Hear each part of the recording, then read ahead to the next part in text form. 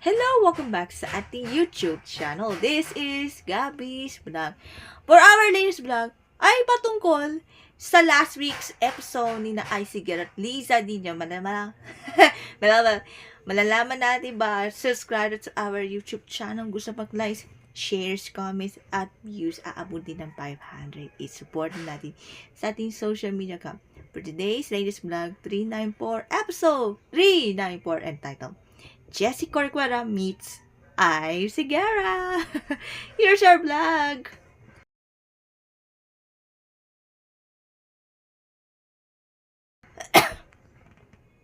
Okay, follow natin ang highlights from last week.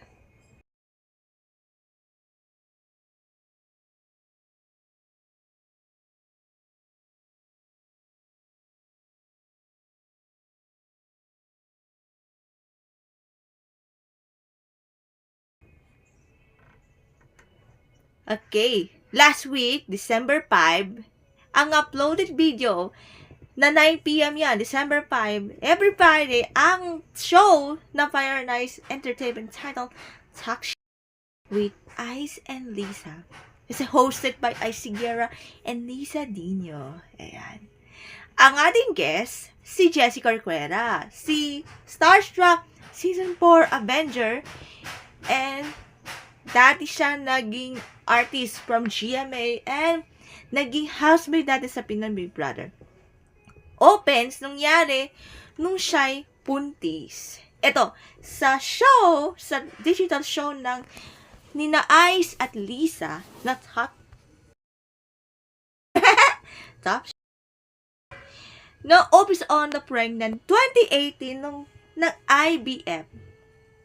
Ang sabi ni Jessie, kung 35 years old, okay, if you're 35 years old, pwede magbuntis, may asawa na or married couple. Ang kanilang partner, na si Cams, ang magkakari the baby. Kaya lang, hindi natuloy yung nagkakari kasi, ayan, nakakari, hindi na tuloy yung carry the baby. Until, nangyari, nung in-announce, buntis na siya si Jessie Corcuera last year, 2024. I mean, nangyari kasi, nung nag-post via surprise reveal, October 5, 2024, sa nabuntis in 7 months, hanggang na naanak nung December 3, 2024, to baby Kalia L. Sabi ni Icy Gerard, that kung gusto ko sana makaroon ng dalang tao ni Ice, kung 35 years old na. 2019 kasi yung nag-IBM. Tapos nang-harvest kasi ng eggs. 3 eggs para kay Ice.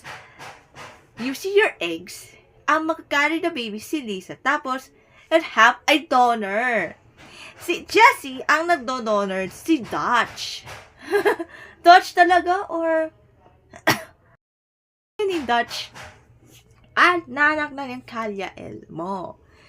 And for Icy Gerard, as of na wala pa rin kung kailan magkakaroon ng sariling anak ni Icy Gerard.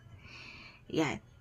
Kasi pag 43 years old na si Ice, parang gagaya ni Mami Karin, yung nanay ni Icy Gerard, 43 years old, nakaroon ng sariling anak.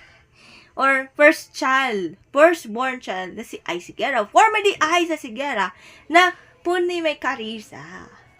And of course, supportan natin kay Icy Gerard sa bagong concert next year, February 26, in New Frontier Theater.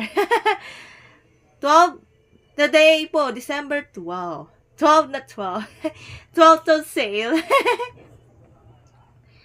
Magkakaanak yan next year pag 43 ka na. Kaso wala pa rin yung IVF problems. Yung sa baby mo, yung harvest yung sa eggs. So, ang tanong, matutuloy kaya ang buntis ni Icy Gerard? Sana, supportan natin. But, for now, thank you Jessie Corcuera sa pag-guessing sa talk ni na Liza Dino at Icy Gerard. Hopefully, makabuntis yan si Ice. Unexpected second child ni Jessie Corcuera, if ever. Yan. So, mapapanood every Friday 9 p.m. sa YouTube channel ng Talk Sh. Ayan. Talk Sh. Watch now! Yan po for our latest vlog. Hope to see you this Sunday for SEA Games update. See ya! Bye! God bless!